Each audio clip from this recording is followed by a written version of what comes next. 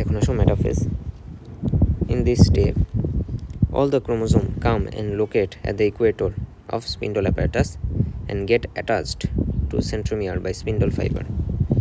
তাহলে ক্রোমোজোমগুলো যেগুলো আমরা বলছিলাম ইকুয়েটর, স্পিন্ডল অ্যাপারেটাসে ইকুয়েটরে আসে এবং সেন্ট্রোমিয়ার দিয়ে স্পিন্ডল ফাইবারের সাথে অ্যাটাচ হয়। ঠিক আছে, এই মনে করো আমার স্পিন্ডল অ্যাপারেটাস আছে, আমি জাস্ট বোঝানোর জন্য আঁকতেছি। তো এই স্পিন্ডল অ্যাপারেটাসে এটা একটা পোল, এটা একটা পোল, আর এটা হচ্ছে স্পিন্ডল ফাইবারগুলো। তাহলে ক্রোমোজোমগুলোর সেন্ট্রোমিয়ার যে আছে, সেন্ট্রোমিয়ারগুলো এই স্পিন্ডল ফাইবারের গায়ে আটকে থাকবে। এবং সেন্ট্রোমিয়ারে কী ছিল, দুইটা সিস্টার ক্রোমাটিড ছিল না? এই সিস্টার ক্রোমাটিডগুলো পরে আবার ধীরে ধীরে ভাঙবে, ভেঙে হচ্ছে তারা নতুন নতুন নিউ ক্রোমোজোম ফর্ম করবে, সেটা আমরা দেখব সামনে।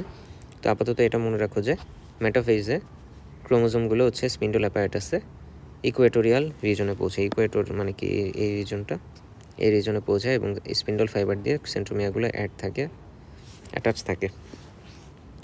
পরবর্তীতে at this stage chromosome are found shortest, quite thick and clear.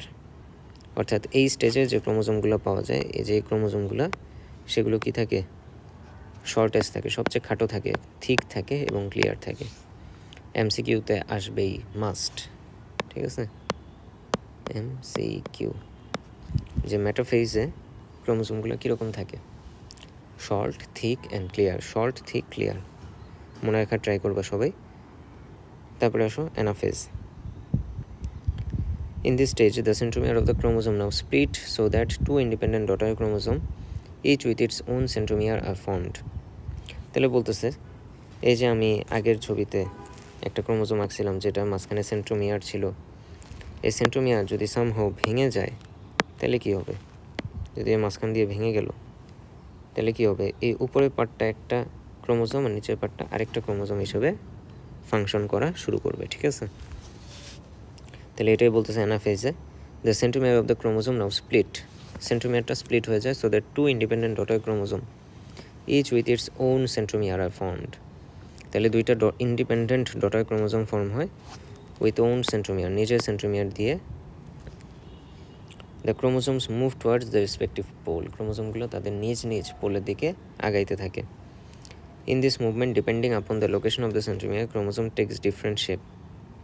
তাহলে সেন্ট্রোমিয়ার লোকেশন অনুযায়ী ক্রোমোজোমগুলো বিভিন্ন শেপের হয়। একটা হচ্ছে ভিএলজেআই, এগুলো আলাদা আলাদা আবার নাম আছে, তোমরা যখন ক্লাস 9-10 উঠবা এইগুলোর নাম শিখতে হবে। হ্যাঁ, ভি এর আলাদা নাম আছে, এল এর আলাদা নাম আছে, জে এর আলাদা নাম আছে এবং আই এর আলাদা নাম আছে। তাহলে অ্যানাফেজ আমরা বুঝলাম, অ্যানাফেজে আমার সেন্ট্রোমিয়ার দুই ভাগে ভাগ হয়ে গেল, উপরের দিকে একটা ডটার ক্রোমোজোম ফর্ম হইলো এবং নিচের দিকে আরেকটা ডটার ক্রোমোজোম ফর্ম হইলো এবং তারা নিজ নিজ রেসপেক্টিভ পোলের দিকে অগ্রসর হওয়া শুরু করলো। ঠিক আছে, মুভ করা শুরু করলো।